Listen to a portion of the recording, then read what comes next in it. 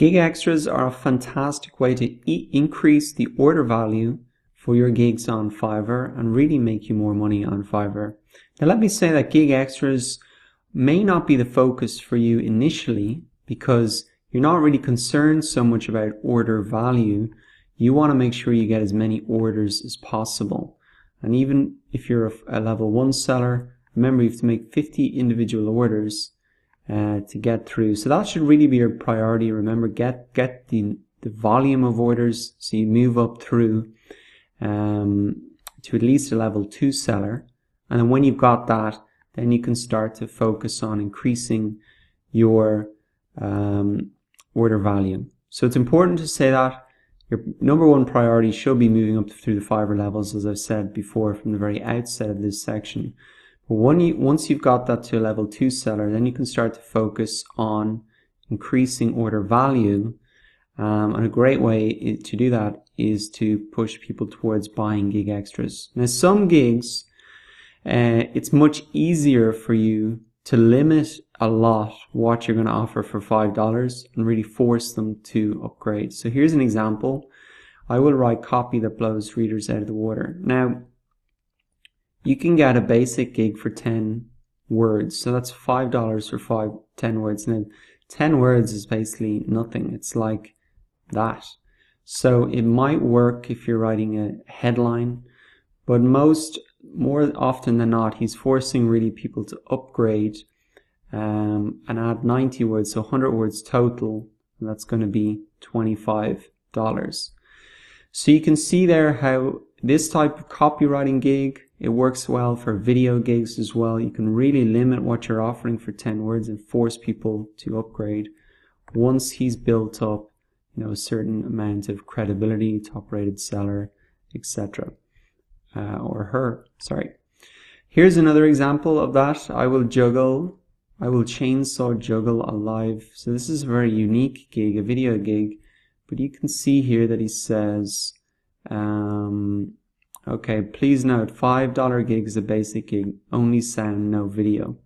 So basically he's forcing you to, pay whatever, the $100 or $10 so that you get a gig extra, and he's a top rated seller as well.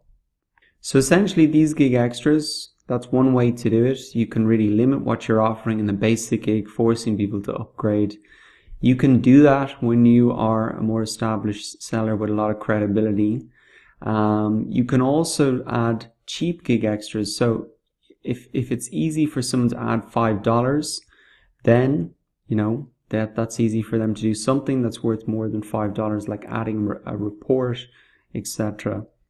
So there's so many different types of gig extras that you can set up. I think the best advice that I could give you is to have a look at what gig extras your competitors are offering. What are the ways that they have structured their gigs, and look for inspiration then from other similar categories or other things that you think people are doing. You can also type your keywords in here to find gigs that may be in different categories, and just to see what are some of the gig extras that people are offering, and then you can incorporate those into your own. From my experience, it really takes a little bit of testing to find out what works, what doesn't work, how to structure it well so people will actually upgrade. It could be a scenario where you limit it so much and then you get no sales. So you might have to make the basic gig a little bit better, or make the gig extra an easy jump. So there's no one way to do this. I think you will have to look for inspiration from other people to see what's working for your particular type of gig. And then it's going to take some testing, and you're just going to have to keep tweaking it till you find the model that works best for you. Finally, remember that this is something you can do when you've got some good reviews, you're a bit more established, a level 2 seller. Your main focus, if you're not a level 2 seller, is to get a volume of orders in a short space amount of time. So you really want to offer a lot for $5 so people just keep buying gigs. Alright, so that's how you can really get more value and add value to each order by using gig extras.